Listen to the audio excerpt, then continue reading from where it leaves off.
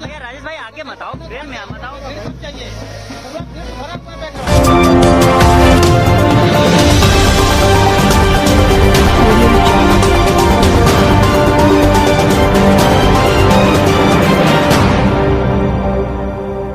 Video शुरू करने से पहले चैनल को सब्सक्राइब कर लीजिए और साथ में बेल आइकन को जरूर प्रेस अरे राजेश भाई ज्यादा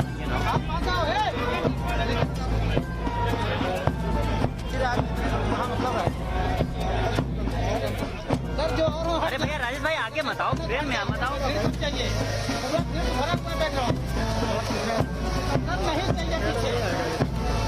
अरे यार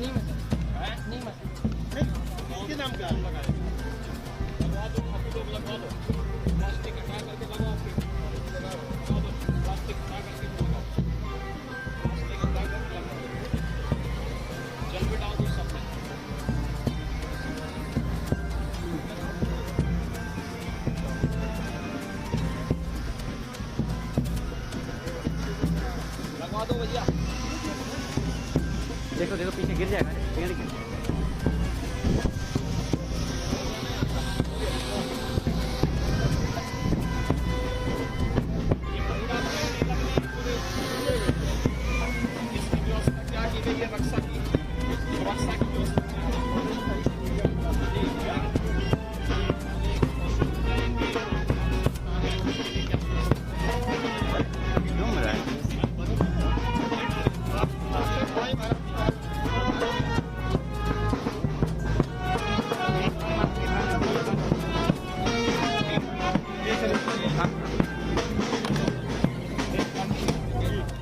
सभी यहाँ पे हैं क्या बच्चे?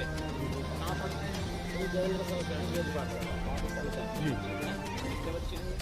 100 हैं, आप 10 ही बच्चे हैं। वहाँ पे 100 चले, अभिनंदन इन लोगों सबका, बहुत अच्छा लगा।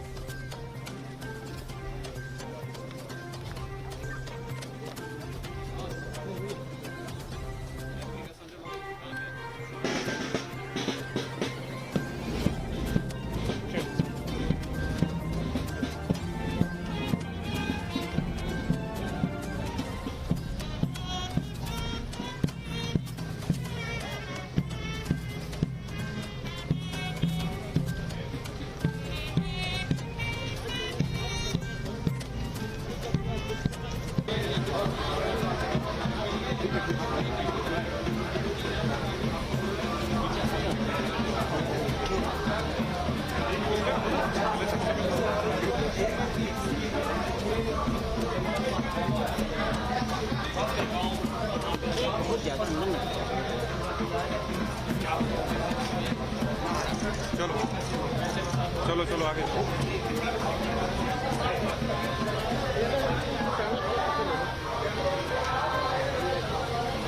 चलो सर चलो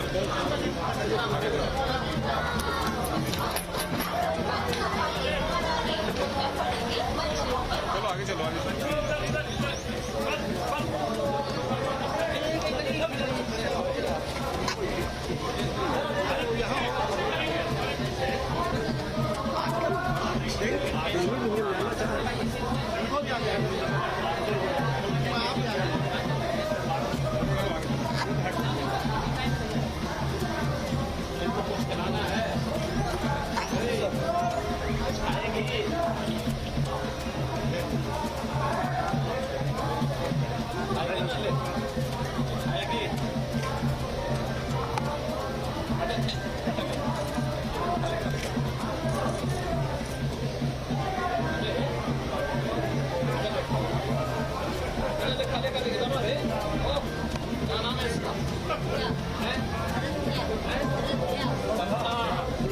सरदा तेरा नाम है जरा ए सरदा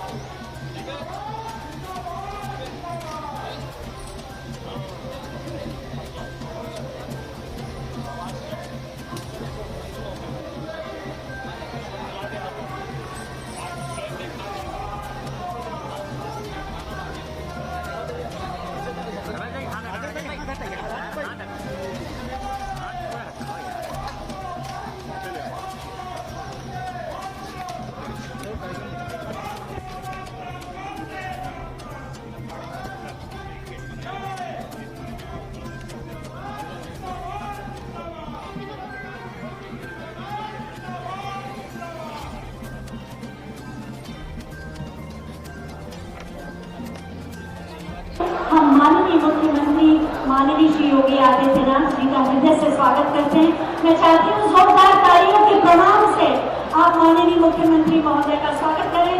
जोरदार तालियों के प्रणाम मंच तक पहुँचाएं। माननीय वन मंत्री माननीय डॉक्टर अरुण कुमार सक्सेना जी का भी हृदय से स्वागत है तथा सभी मंचासीन अतिथियों का हम स्वागत करते हैं। वृक्षारोपण जन आंदोलन 2022 का शुभारंभ 35 करोड़ वृक्षों के वृक्षारोपण के संकल्प के साथ आज माननीय मुख्यमंत्री के कर कमलों द्वारा हरी शंकरी की पौध का रोपण करके किया गया। ये हमारा पर्यावरण के प्रति, धरती माँ के प्रति ये हमारा कर्तव्य है और जिसे आंदोलन के रूप में आज से चलाया जाएगा, जिससे हम 35 करोड़ के लक्ष्य को पूरा कर सकें। वृक्षारोपण धरती की हरितिमा को वापस लौटाने का कर्तव्य है हमारा सबका, ताकि हम वृक्ष लगाएं और मानवता को बचाएं।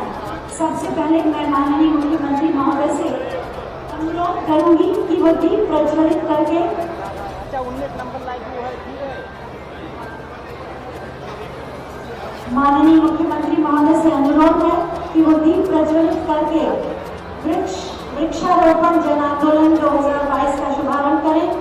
दीप प्रज्वलित करके माननीय मुख्यमंत्री महोदय से अनुरोध है। वृक्षारोपण जन आंदोलन 2022 35 करोड़ वृक्षों के रोपण का संकल्प 1 वर्ष में हम सब लेंगे। और जैसा कि अभी कहा गया कि आपके राशन कार्ड में जितने लोगों के नाम है हम सब के नाम से उनके नाम से पौधे लगवाएं। एक बृहद आंदोलन जन आंदोलन का शुभारंभ हो रहा है पर्यावरण के संरक्षण और संवर्धन के लिए, वन और जल के संवर्धन और संरक्षण के लिए, मानवता की रक्षा के संकल्प के साथ धरती के, प्रकृति के सौंदर्य को बनाए रखते हुए अभिनंदन करें। और आप सब तालियों के पुष्पों से अपनी भावनाओं को मंच तक पहुंचाएं। माननीय सांसद बांदा चित्रकूट माननीय श्री आर के सिंह पटेल जी से हम अनुरोध करेंगे कि हम सब की ओर से माननीय वन मंत्री महोदय का स्वागत और अभिनंदन करें।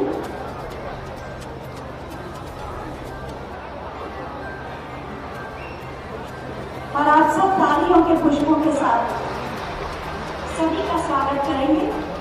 और अब मैं अपर मुख्य सचिव पर्यावरण, वन एवं जलवायु परिवर्तन श्री मनोज सिंह जी से अनुरोध करूंगी कि वे सभी अतिथियों का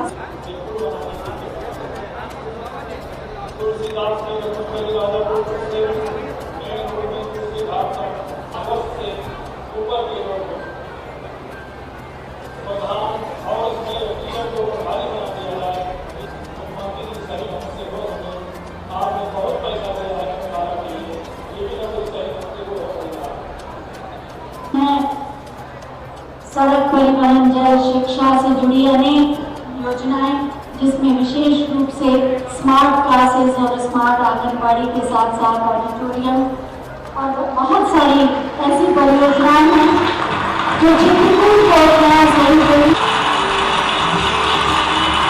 इस बात की परियोजनाएं के विकास के नए द्वार का खुलना है। और अब मैं सबसे पहले बुला रही हूँ श्री भैयालाल, निवासी करवी ग्राम भारतपुर। वन विभाग द्वारा रोपित 10,000 पौधों को अपने बच्चे की तरह जिन्होंने पाल पोस कर बड़ा किया और एक बड़ा आंवले का वन उन्होंने तैयार किया है, उनको पौधा भी देंगे माननीय मुख्यमंत्री महोदय। उनका माला पहनाकर स्वागत, शाल उड़ाकर अभिनंदन। जिन्होंने इन पौधों का सिंचन भी स्वयं किया और वहीं रह के अपने परिवार, अपने पुत्रों की तरह इन पौधों की देखभाल की। अभिनंदन के बाद ये पौध उन्हें प्रदान कर रहे हैं माननीय मुख्यमंत्री जी। आप सब जोरदार तालियों के साथ जुड़िए वृक्षारोपण के इस जन आंदोलन के अभियान से। और अब विभिन्न लाभार्थियों को दिया जाएगा। सबसे पहले माध्यमिक शिक्षा विभाग की ओर से कुमारी हर्षिता सिंह, जिन्होंने 10वीं की परीक्षा में प्रदेश में 10वां स्थान प्राप्त किया और चित्रकूट में प्रथम स्थान प्राप्त किया। प्रशस्ति पत्र और टैबलेट माननीय मुख्यमंत्री महोदय के आशीर्वाद के साथ।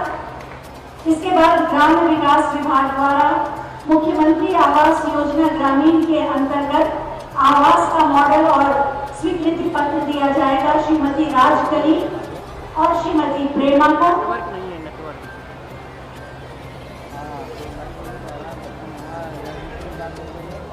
अपने घर का सपना पूरा होगा। स्वीकृति पत्र और मुख्यमंत्री आवास का मॉडल।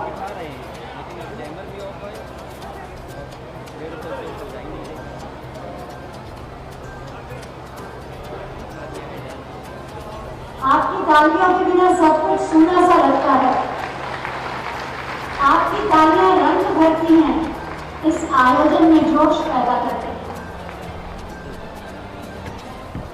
श्रीमती प्रेमा को भी स्वीकृति पत्र और मॉडल। और इसके बाद स्कूटी और कार चालन के लिए निःशुल्क ट्रेनिंग दी जाती है। सुश्री भानुजा मिश्रा को ड्राइविंग लाइसेंस प्रदान किया जाएगा। परिवहन विभाग पंख परियोजना के माध्यम से स्कूटी और कार के संचालन के लिए निःशुल्क ट्रेनिंग देता है भानुजा मिश्रा को।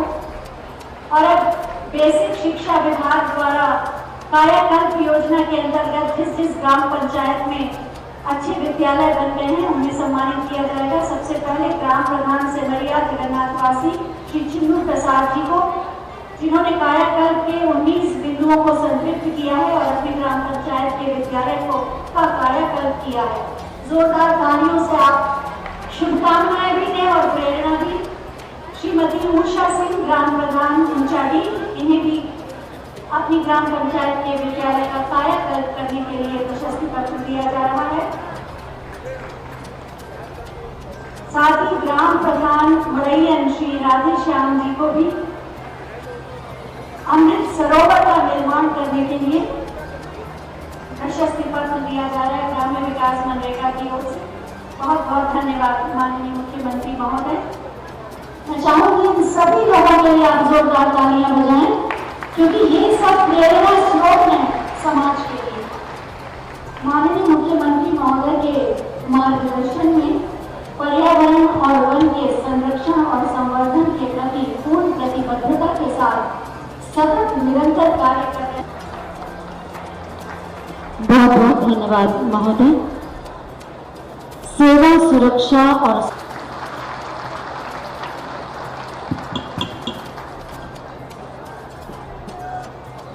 अवसर पर प्रदेश में एक साथ करोड़ों वृक्ष लगाने के आज के इस कार्यक्रम में मंच पर मेरे साथ उपस्थित प्रदेश सरकार में पर्यावरण, वन और जलवायु परिवर्तन मंत्री डॉक्टर अरुण सक्सेना जी, लोकप्रिय सांसद आर.के. सिंह पटेल जी, माननीय विधायक श्री अविनाश चंद्र द्विवेदी जी, विधान परिषद के माननीय सदस्य श्री जितेंद्र सिंह सेंगर जी, जिला पंचायत अध्यक्ष श्री अशोक जाटव जी, भारतीय जनता पार्टी के प्रदेश के मंत्री श्री देवेश कोरी जी, जिलाध्यक्ष श्री चंद्र प्रकाश खरे जी, प्रदेश सरकार के पूर्व मंत्री श्री चंद्रिका प्रसाद उपाध्याय जी, पूर्व सांसद श्री भैरव प्रसाद मिश्र जी, श्री लवकुश चतुर्वेदी जी, श्रीमती रंजना उपाध्याय जी, श्री रमेश चंद्र द्विवेदी जी, राम रतन प्रजापति जी, कृष्ण कुमार उर्फ भोले सिंह जी, अपर मुख्य सचिव वन श्री मनोज सिंह जी, आज के इस कार्यक्रम में उपस्थित चित्रकूट के हमारे सभी पूज्य संतजन,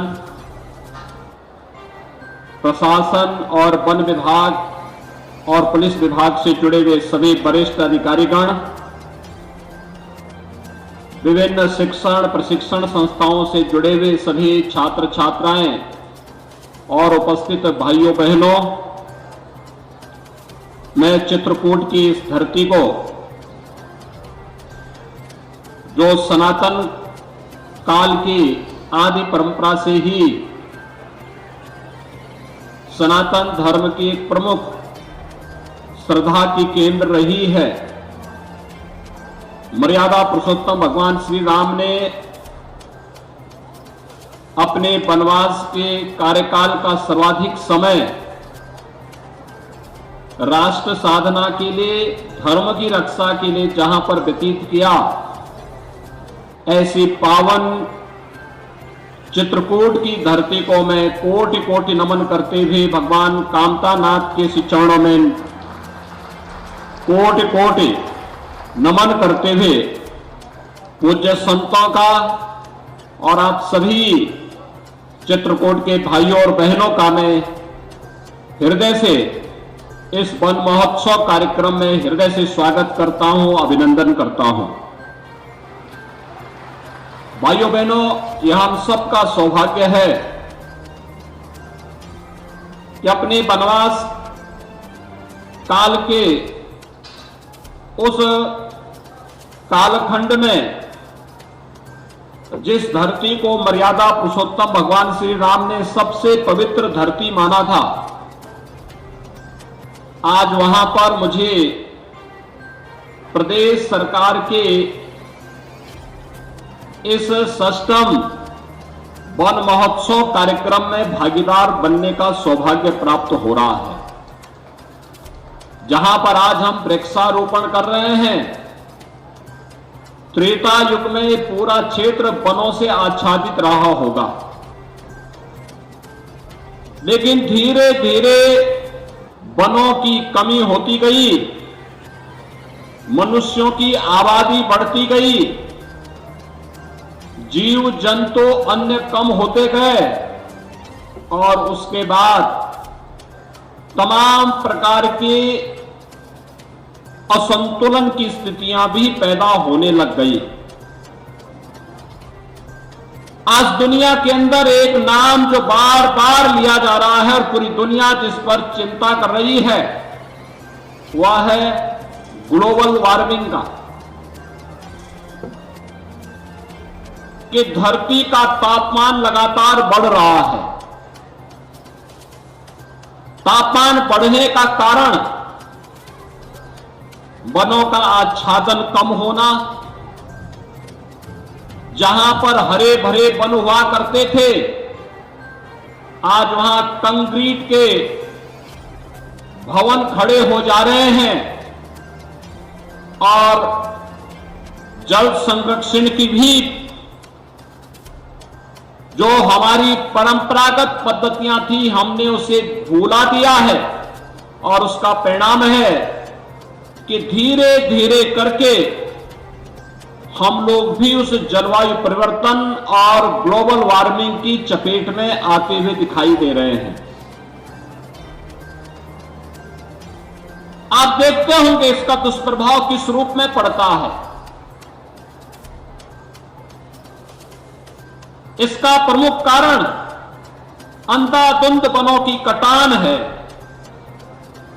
अपने स्वार्थ के लिए प्रकृति के इस अनमोल रत्न को जब मनुष्य नष्ट करता है तो उसकी कीमत भी न केवल मनुष्य को बल्कि इस सृष्टि के हर जीव जंतु को चुकानी पड़ती है। ये जीवन चक्र है और ये एक दूसरे पर निर्भर करता है। इसके बगैर जीवन की कल्पना ही नहीं की जा सकती।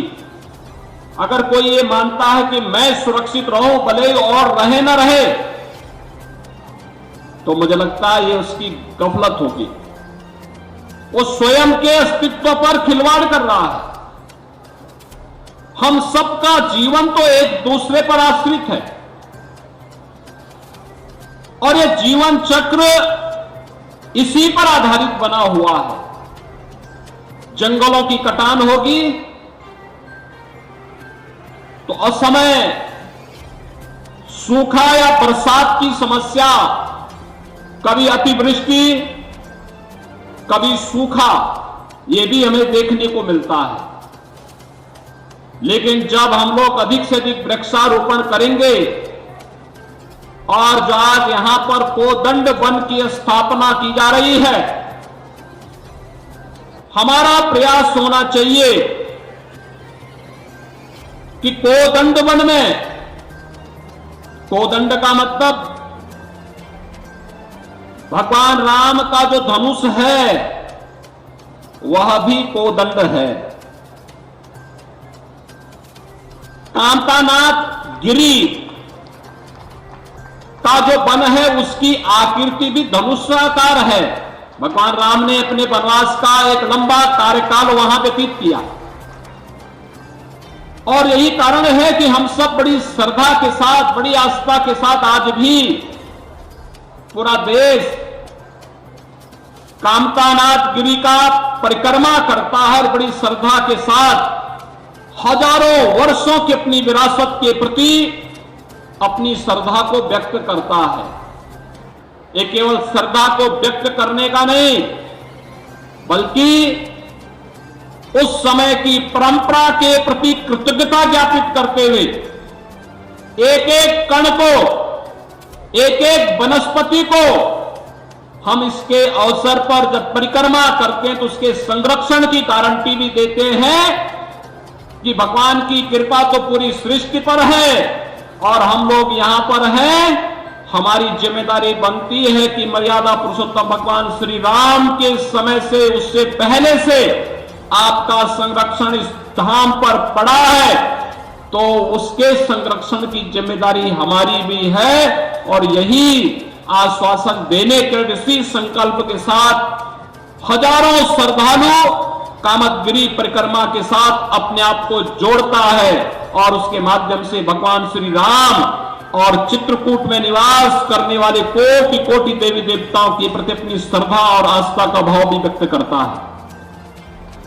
जो वन यहां पर बनाया जा रहा है, इसमें रामायण कालीन सभी प्रकार के वृक्षों को लगाने की व्यवस्था के साथ इसे जोड़ने की आवश्यकता है। लोगों की स्मृति इसके साथ जुड़े। अगर आपने वनों को आच्छादन तेज किया, उसे बनाया, उसको संवारने का काम किया, जल संरक्षण की परंपरागत पद्धति को अपना करके इस दिशा में कार्य प्रारंभ किया, तो भाइयों बहनों कोई कारण नहीं कि आप आने वाले समय में न केवल असमय जो सूखा पड़ता है, अतिवृष्टि का सामना करना पड़ता है, इससे तो हम बच ही पाएंगे। जो ग्लोबल वार्मिंग की चेतावनी बार बार पूरी दुनिया के मौसम वैज्ञानिक हमें दे रहे हैं, उससे भी हम अपनी धरती माता को बचाने में सफल होंगे। और इसीलिए आज के इस अवसर पर जब वन महोत्सव के इस कार्यक्रम के साथ हम जुड़ रहे हैं, मुझे बताते हुए प्रसन्नता है क्योंकि विगत 5 वर्ष के दौरान हमारी सरकार ने प्रदेश में 100 करोड़ से अधिक वृक्षों का रोपण वन विभाग, प्रदेश सरकार के सभी विभाग और जनता जनार्दन के सहयोग से पूरे प्रदेश के अंदर किया। वन विभाग की और सभी संबंधित विभागों की जिम्मेदारी है कि जो वृक्ष लगाए गए उनका संरक्षण भी हो, वे सुरक्षित भी रहें। एक दूसरा जो पहले से चली आ रहे पेड़ हैं, उनको सुरक्षित रखने के लिए भी एक कार्यक्रम हम लोगों ने बनाया था कि 100 साल पुराने वृक्षों को हेरिटेज वृक्ष के रूप में मान्यता देते हुए उनके व्यवस्थित संरक्षण की व्यवस्था वन विभाग के माध्यम से पूरे प्रदेश के अंदर होनी चाहिए और इस दिशा में एक बड़े प्रयास की आवश्यकता है। अक्सर उन वृक्षों की कीमत को लोग अज्ञानतावश समझने का प्रयास नहीं करते। अगर हम इसको समझ जाएंगे तो स्वाभाविक रूप से किसी संभावित आपदा से भी बचाव करने में हमें मदद मिलेगी। और इसीलिए हेरिटेज वृक्ष चिन्हित करना और उससे प्राचीन काल के जितने भी वृक्ष हैं उन्हें बचाने की कार्रवाई के साथ आगे जुड़ना। एक बरगद के पेड़ की कीमत क्या है, एक पीपल, एक पाकड़, जामुन, देसी आम, नीम,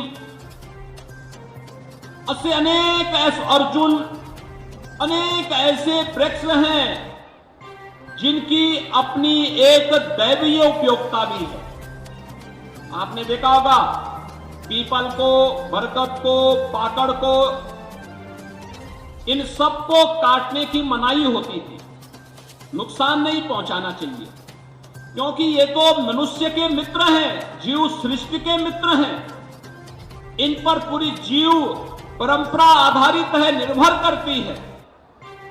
लेकिन जब मनुष्य अपने स्वार्थ में आगे बढ़ता है तो वह इनको भी नुकसान पहुंचाता है। हमारा प्रयास होना चाहिए हर हाल में इनकी रक्षा करें और वृक्षारोपण अभियान के दौरान पाकड़ है, पीपल, बरगद, नीम, आम, अर्जुन और उस प्रकार के सभी वृक्षों को, जामुन, इन सबको अधिकाधिक संख्या में हम लगाने का कार्य करें। और मुझे प्रसन्नता है वन विभाग ने इस बार 35 करोड़ का लक्ष्य निर्धारित किया है और 35 करोड़ में से केवल आज ही के दिन 25 करोड़ वृक्षारोपण के लक्ष्य को प्राप्त करने के लिए हम लोग निकले हैं, जिसमें चित्रकूट जनपद में मैं स्वयं आया हूं। हमारे बाकी प्रदेश सरकार के सभी मंत्रीगण, सीनियर अधिकारीगण अलग अलग जनपदों में जाकर के जनप्रतिनिधिगण, ग्राम पंचायत प्रतिनिधि से लेकर के हमारे माननीय सांसद तक हर एक जनपद में वृक्षारोपण महाअभियान के साथ, वन महोत्सव अभियान के साथ जुड़ करके इस महोत्सव को सफलता की नई ऊंचाइयों तक पहुंचाने का कार्य कर रहे हैं। आज 25 करोड़ वृक्षारोपण होना है। कल और परसों मिलाकर के 5 करोड़ वृक्षारोपण होगा। और देश जब आजादी का अमृत महोत्सव 15 अगस्त के दिन आयोजित कर रहा होगा, उस दिन उत्तर प्रदेश के अंदर फिर 5 करोड़ वृक्षारोपण के एक बड़े लक्ष्य के साथ हम कार्य करेंगे, जिसमें हर ग्राम पंचायत में 25-75 वृक्षारोपण के कार्यक्रम को ग्राम पंचायतों के द्वारा रोपित करने के कार्यक्रम आगे बढ़ेंगे। और पूरे प्रदेश में 5 करोड़ ऐसे वृक्षारोपण के कार्यक्रम को हमें आगे बढ़ाना होगा। भाइयों बहनों, हमारी जिम्मेदारी बनती है कि परंपरागत वृक्षारोपण के साथ साथ फलदार वृक्षों को भी हम लगाएं। आम है, आंवला है, अमरूद है। हर गरीब घर के पास सहजन का एक एक पेड़ लग जाए तो सहजन उस परिवार के कुपोषण की समस्या का समाधान कर देगा। सहजन की सब्जी कितना प्रोटीन और विटामिन से भरपूर है। वर्ष में 2 बार आपको उसकी फली भी प्राप्त होगी। और यही नहीं, उसकी पत्तियों को अगर गाय को खिलाएंगे तो गाय भी पुष्ट होगी, ज्यादा दूध देगी। लेकिन हम इस औषधि को भी आज भूल चुके हैं। 60 लाख सहजन की पौध वन विभाग ने तैयार की है और 60 लाख सहजन हम प्रदेश के अंदर फ्री में हर उस परिवार को उपलब्ध कराएंगे जो प्रधानमंत्री आवास योजना, मुख्यमंत्री आवास योजना में जिन्हें आवास मिले हैं, लेकिन उन्होंने अपने घर के सामने अगर सहजन का पेड़ नहीं लगाया है तो उसे एक सहजन का पेड़ देने का कार्य भी वन विभाग इस अवसर पर करने जा रहा है। 25 यानी कुल 35 करोड़ वृक्षारोपण का लक्ष्य इस पूरे सीजन में वन विभाग ने रखा है। एक बड़ा अभियान है, जन सहभागिता इसमें आवश्यक है।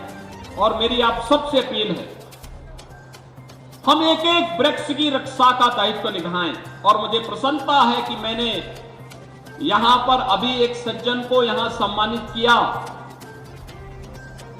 जो अब परिवार में उनका कोई नहीं है। उन्होंने अपना पूरा जीवन वृक्षारोपण के लिए और वृक्षों की रक्षा के लिए समर्पित किया है। अभी उनका सम्मान यहां मंच पर हुआ है। आप भी प्रदेश के अंदर परंपरागत रूप से विरासत से प्राप्त इन वृक्षों के संरक्षण के लिए वृक्ष मित्र बनकर के आप भी प्रकृति के मित्र बनने के लिए अपने आप को आगे बढ़कर के कार्य कर सकते हैं। और इसके लिए मैं आह्वान करूंगा कि चित्रकूट जनपद में पूरे प्रदेश के अंदर अधिक से अधिक वृक्ष मित्र बनकर के प्रदेश के वन आच्छादन को बढ़ाने और प्रदेश के अंदर प्रकृति प्रदत्त इस अनमोल उपहार की रक्षा करने के लिए हम सब बढ़ चढ़ करके भाग लेंगे। मैं इस अवसर पर पूज्य संतों से भी इस बात का अनुरोध करूंगा कि हमारा प्रयास होना चाहिए कि हम अब जो फलदार वृक्ष भी लगाएं, हमारा प्रयास होना चाहिए वो प्राकृतिक बागवानी हो। गाय का गोबर और गौमूत्र से जो भी हम उसके माध्यम से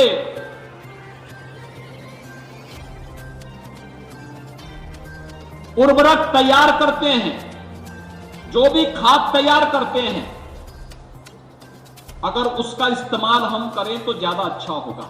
और हमारा प्रयास होना चाहिए कि जीवामृत या घनामृत जो भी इसके माध्यम से बनता है, प्राकृतिक खेती की ट्रेनिंग के कार्यक्रम को हम लोगों ने बुंदेलखंड के साथ जोड़ा है। और इस वर्ष को हम लोग बजट में भी ये प्रावधान किए हैं कि मां गंगा के दोनों तटों पर 27 जनपद हैं। इन जनपदों में मां गंगा के दोनों तटों पर 5-5 किलोमीटर के दायरे पर प्राकृतिक खेती और प्राकृतिक बागवानी के लिए हम लोग जहां प्रोत्साहन के लिए सरकार के स्तर पर सहयोग कर रहे हैं, वहीं बुंदेलखंड के 7 जनपदों को हमने प्राकृतिक खेती की दृष्टि से चयनित किया है। और मैं आह्वान करूंगा आपको उद्यान विभाग, वन विभाग फ्री में प्राकृतिक खेती के लिए बीज और वृक्ष दोनों उपलब्ध करवाने का कार्य करेगा। हमारा प्रयास हो कोई केमिकल, कोई फर्टिलाइजर, कोई भी पेस्टिसाइड उसमें डाले बगैर गाय के गोबर और गोमूत्र से जो जीवामृत बनता है उसकी ट्रेनिंग लेकर अगर हम उसी का छिड़काव करेंगे तो आप प्राकृतिक पद्धति से अच्छी बागवानी को भी आगे बढ़ाने में सहायक हो सकते हैं। अनेक प्रकार की बीमारियों से यह समाधान का रास्ता भी निकालेगा और आपके बाग में जो बागवानी होगी उससे जो फल आएंगे उस फल की भी अच्छी कीमत आपको प्राप्त हो पाएगी। और इस दिशा में बुंदेलखंड के सभी 7 जनपदों को एक मिशन मोड पे हमें लेने की आवश्यकता है। भाइयों बहनों, आज जब मैं आपके बुंदेलखंड में आया हूं, आज इस अवसर पर मुझे अनेक परियोजनाओं के शिलान्यास और उद्घाटन का भी सौभाग्य प्राप्त हो रहा है।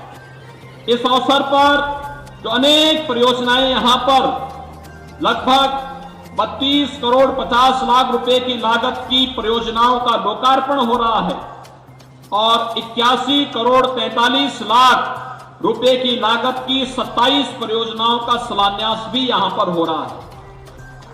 इससे पहले फरवरी 2020 में आदरणीय प्रधानमंत्री जी ने चित्रकूट की धरती पर आकर के बुंदेलखंड एक्सप्रेसवे का शिलान्यास किया था। बुंदेलखंड में एयरपोर्ट भी बन रहा है।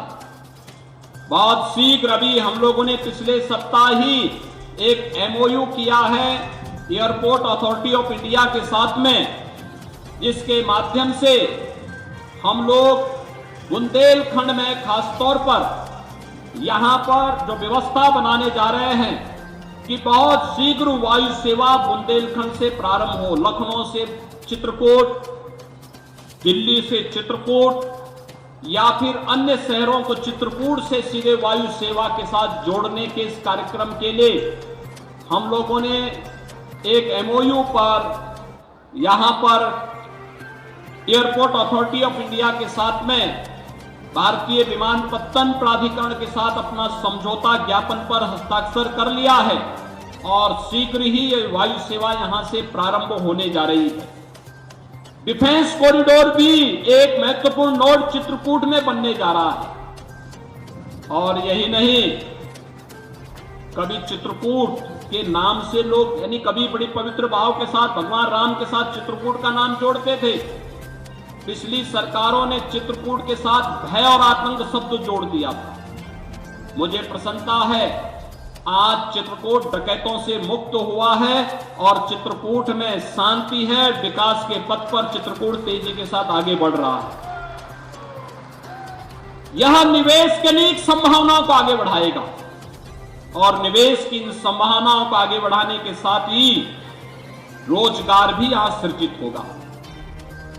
यहां पर बेसिक शिक्षा परिषद के 76 विद्यालयों में स्मार्ट क्लास दिया जा चुका है और हमारा प्रयास होगा, मैं जनप्रतिनिधियों से भी कहूंगा और जिला प्रशासन से भी कहूंगा कि जो 1200 से अधिक बेसिक शिक्षा परिषद के स्कूल हैं, मिशन मोड में हमारा प्रयास होना चाहिए कि CSR के पैसे से स्मार्ट क्लास और लाइब्रेरी हर एक विद्यालय में बन जाए।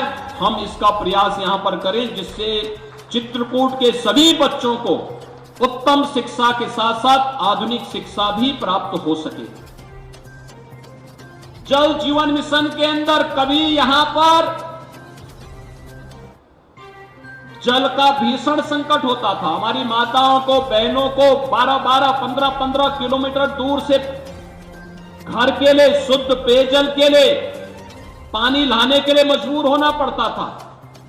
आज मोदी जी ने आपके घर तक जल पहुंचाने के जिस अभियान को आगे बढ़ाया है, यहां पर चलने वाली 400 से अधिक परियोजनाओं पर कार्य तेजी के साथ आगे बढ़ चुका है। लगभग 75 से 80% काम पूरा हो गया है और बहुत शीघ्र चित्रकूट जनपद के हर घर में हम शुद्ध पेयजल की आपूर्ति, आरओ का पानी आपके घर में पहुंचाएंगे। जो पानी होटलों में एक बोतल की कीमत 15 रुपए 20 रुपए होती है, वह पानी आपके घर में फ्री में भरपूर पानी आपको घर में प्राप्त हो जाएगा। लेकिन भाइयों बहनों, हमें जल संरक्षण की दिशा में आगे बढ़ना ही पड़ेगा। बरसात के एक एक जल की बूंद को बचाना, यहां पर जल संरक्षण के इस कार्यक्रम को चेक डैम बनाना, जो खाली हैंडपंप हैं जो सूख चुके हैं, उसको हम कैसे रेन वाटर हार्वेस्टिंग के साथ जोड़ सकते हैं, वह एक मॉडल चित्रकूट में पिछली बार प्रदर्शित भी हुआ था।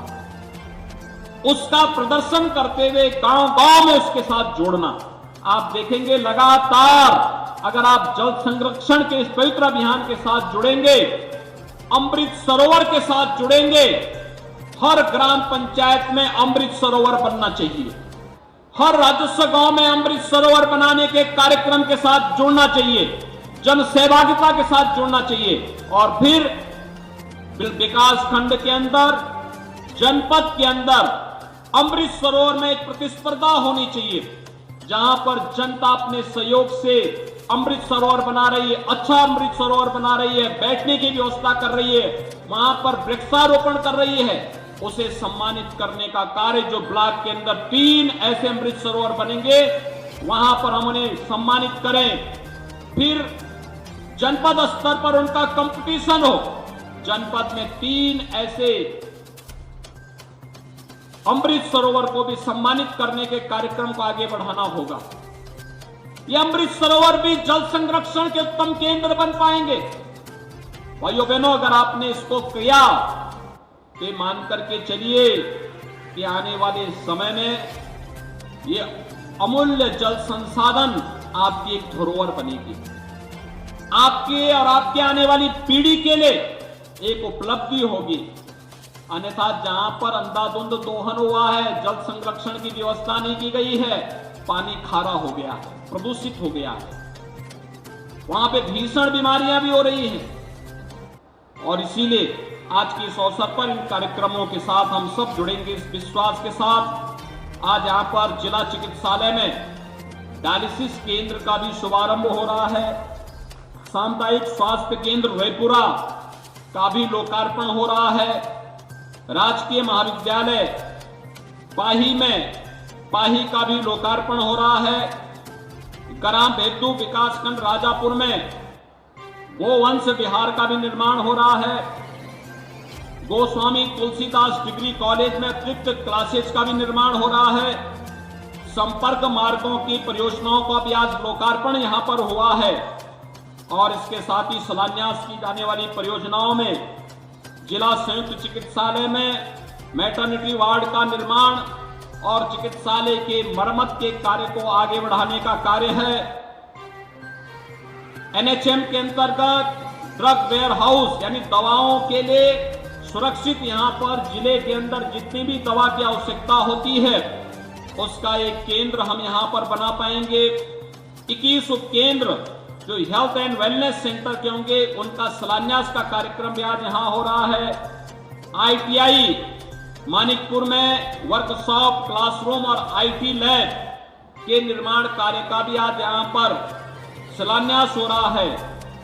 गोवंश विहार एलहा बढ़ैया में आंगनबाड़ी केंद्र का निर्माण, रुर्बन पर्यटन सुविधा केंद्र मऊ और रुर्बन मल्टीपर्पज कॉम्प्लेक्स, रुर्बन आजीविका प्रशिक्षण केंद्र सोनेपुर, रुर्बन उद्यमता प्रशिक्षण विकास केंद्र मऊ, ऐसे तमाम अन्य केंद्रों का यहां पर कार्य हो रहा है। मैं इस अवसर पर जो लोकार्पित की जाने वाली परियोजनाएं और शिलान्यास होने वाली परियोजनाएं हैं, इसके लिए चित्रकूट वासियों को हृदय से बधाई देता हूं। साथ साथ चित्रकूट की धरती पर जब हम आते हैं तो दो पूज्य संतों का स्मरण बरबस हो आता है। रामायण काल में राम को जन जन तक पहुंचाने वाले महर्षि वाल्मीकि की भी पावन धरती लालापुर भी चित्रकूट में ही है। आप सोचिए, महर्षि वाल्मीकि के कारण मर्यादा पुरुषोत्तम भगवान राम जन जन तक पहुंच गए और आधुनिक वाल्मीकि के रूप में जिन्होंने रामचरितमानस के माध्यम से मध्यकाल में भक्ति के साथ साथ शक्ति की एक नई चेतना जागृत की, संत तुलसीदास जी का राजापुर भी तो यही है।